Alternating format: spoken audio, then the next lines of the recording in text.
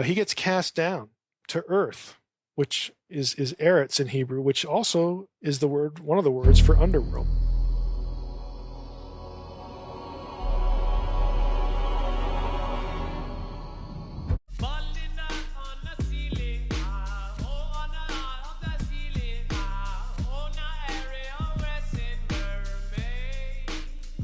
By rotation of the wheel, we're talking about the center. In the case of a wagon wheel, there's this hole in the center. Shomase! Hey everyone, this is Joseph. Welcome to the channel. I saw this on Marfugal TV. Elon Musk says back to the moon. And then China confirms it's joining Russia to build a moon base. Heraclitus specifically says the way up and the way down are both the same. The wheel continues to turn until the circumference is contracted to the motionless center. Doesn't that sound a whole lot like the plane of inertia that we see at the center of a magnet? Doesn't it sound like that? Doesn't it sound like it's exactly like that? The rolling up of time and space, the contraction of the felly into the hub. Of course, none of us think of a wheel contracting in upon itself.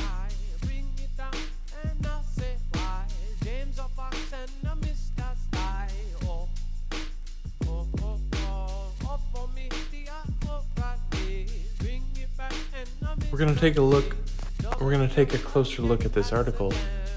I think Ken here is describing the Mazara relating to the Earth's magnetic field, the torus field.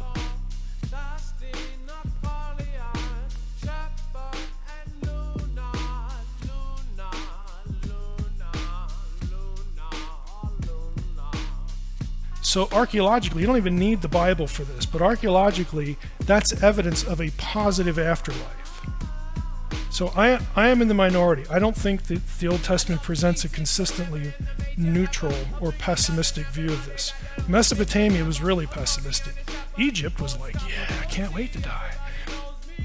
So this article is about building a research station on the moon.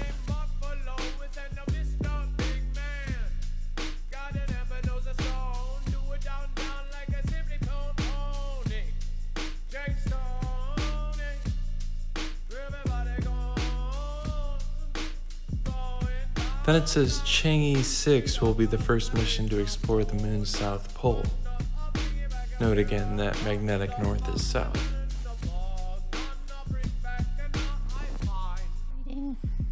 And then again tonight you mentioned it, but so my question is, where does the Ruach go?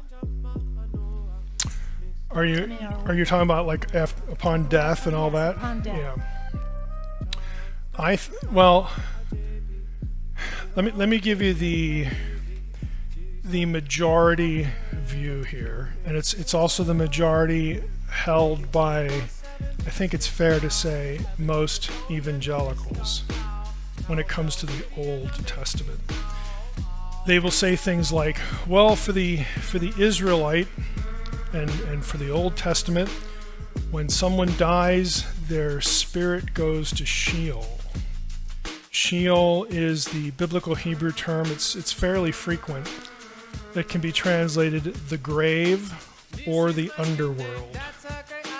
Okay, so there's the grave, the thing you put the body in, and then deeper within the earth is this holding tank. Okay, it's the underworld. It's Sheol. It's the place where the dead go. These are metaphors for the afterlife.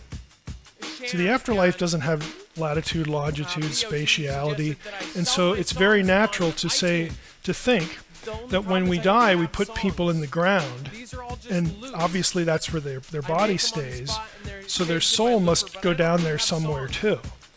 And so that, gave genesis to this idea of the afterlife being the underworld. And lest we think that's odd, we still talk about that now. But we typically say, in the bad place, you're going to go down there as opposed to up there. Okay, but the dominant view is that Sheol is the answer, and everybody went to Sheol, whether they were good or bad, righteous or wicked, in the Old Testament. I'm not there. Okay, that's not actually my view. I'm with the minority here, because I think there are places in Psalms, and outside of the Psalms as well, where the Old Testament person who was righteous at least had the hope that when I die, the Lord will not leave me in Sheol. I will go to the realm of the dead, but the righteous, the hope was that the Lord would remove them. So you get a few verses in Psalms that talk about being in the presence of the Lord, walking with the Lord, all this. Well, the Lord's not living in Sheol, okay? It's somewhere else. It's where God is, and he's up there, not down there. He's not in the realm of the dead, he's up there. And then you have other verses about being buried, going to be with the God of their fathers.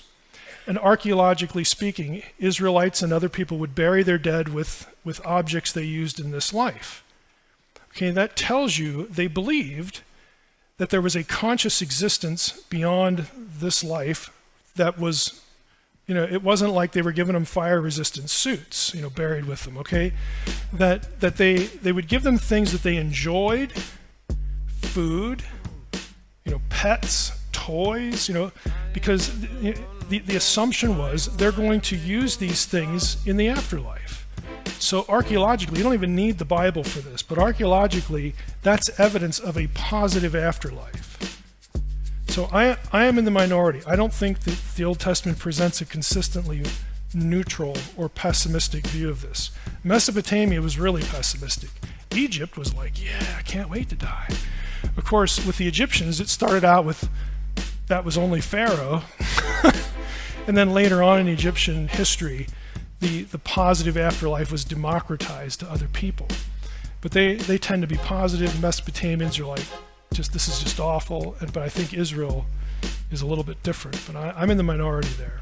Now, when you get to the New Testament, Paul says things like, to be absent from the body is to be present with the Lord. Now, New Testament scholars like to say, he's getting that from Greek philosophy and Plato this and that. Well, okay, I'm sure Paul read that stuff, but I'm also sure that you have passages in the Old Testament that convey the same idea. So I'm not buying the notion that Paul got his afterlife thinking from completely non-biblical sources. That's the quickest way I can hit that one.